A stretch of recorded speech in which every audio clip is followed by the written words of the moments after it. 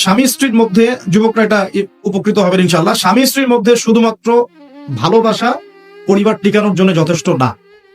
স্বামী স্ত্রীর মধ্যে ভালোবাসার চাইতেও বেশি প্রয়োজন হচ্ছে একে অপরের প্রতি বিশ্বাস। কি দরকার? বিশ্বাস না থাকলে ভালোবাসা টিকবে না। প্রয়োজন একে অপরের সম্মানবোধ, একজন একজনের সম্মানটা যেন বোঝে, এবং আনুগত্যের প্রয়োজন আছে। স্ত্রীরা যদি স্বামীদের আনুগত্য না করে সংসার টিকে না, সংসার ভেঙে যায়।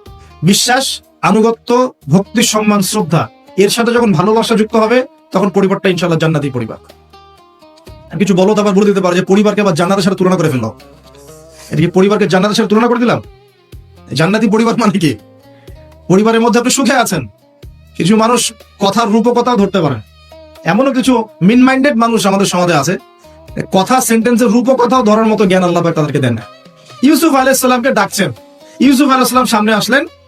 এখন ওই যে আজিজ তার স্ত্রী মহিলাদেরকে ডেকে বলছেন, তোমাদের হাতে একটা করে চাকু, একটা করে ফল আছে, ইউসুফ আসো, বাইরে আসো। ইউসুফ বের হলেন।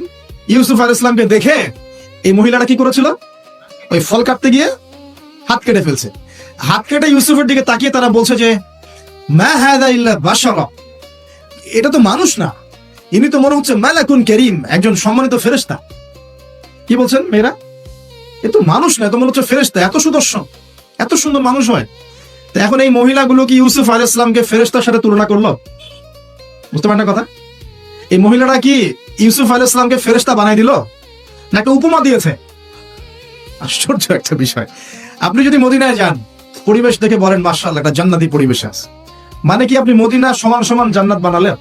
মানে এরা বাম পক্ষ সমান সমান ডান পক্ষ প্রমাণিত, এই তত্ত্বে বিশ্বাস করে। মানে ওই যে left hand side right hand side অঙ্ক করছেন না, 2 + 2 = 4।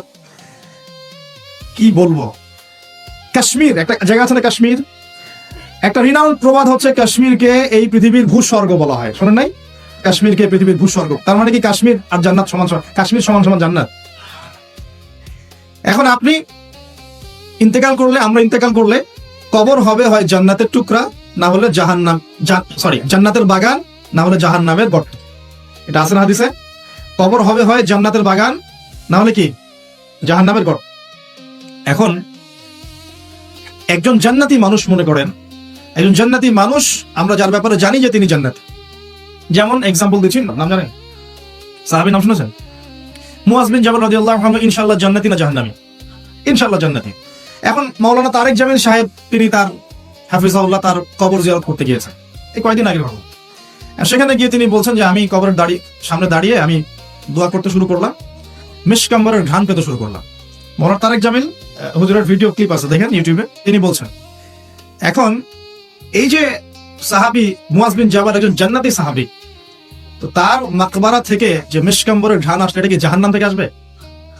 এখন কেউ যদি বলে যে মাশাআল্লাহ, এই ঘ্রাণ শুনে তো মনে হচ্ছে যেটা জান্নাতি ঘ্রাণ, তার মানে কি সেই কবরটাকে জান্নাতের সাথে তুলনা করলো? মানে কবরটা সমান সমান জান্নাত। এই যে 2 + 2 = 4 মেলানোর চেষ্টা করে, মানে মানুষের ইন্টেলেকচুয়াল লেভেল কত নিচু হয়ে গেলে একটা রূপকথাও মানুষ বুঝতে চেষ্টা করে না।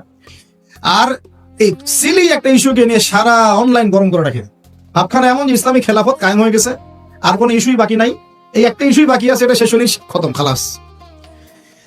আমি আপনাদেরকে রিকোয়েস্ট করবো যে পড়াশোনা করেন এবং দূরদর্শিতা অর্জন করেন। উম্মাহ এখন কোন জায়গায় আছে, আমাদের ল্যাকিংস গুলো কোন কোন জায়গায়, এবং কোন কোন জায়গায় আমাদের বেশি কাজ করতে হবে, সেগুলোকে বেশি গুরুত্ব দেন। আর দিন শেখার জন্য অনলাইন একমাত্র প্ল্যাটফর্ম নয়, এখানে পুরো থাকবে না। এখানে ফিতনা বেশি, এখানে জ্ঞানের চাইতে ফিতনা কিন্তু বেশি। এখানে জ্ঞান যতটুকু পাবেন তার চেয়ে ফিতনা ফাসাদ বেশি। এটা আমি রিকোয়েস্ট করি, আপনারা কনস্ট্রাকটিভ সিলেবাসে পড়াশোনা করে আলেম ওলামাদের সংস্পর্শে থাকবেন, মসজিদ মাদ্রাসার সাথে সম্পৃক্ততা রাখবেন, যারা হকপন্থী ওলামায়ে কেরাম তাদের সাথে সম্পৃক্ততা রেখে দিন চর্চা করবেন। অনলাইন ইউটিউব খালি লেকচার শোনার উপর ডিপেন্ডেন্ট হয়ে যাবেন, সবকিছু লেকচারে কিন্তু পাওয়া যাবে না, এগুলো বিভ্রান্তি সৃষ্টি করতে পারে আপনার। ভিডিওটি ভালো লাগলে অবশ্যই লাইক, কমেন্ট, শেয়ার করে আমাদের পাশে থাকবেন। আসসালামু আলাইকুম।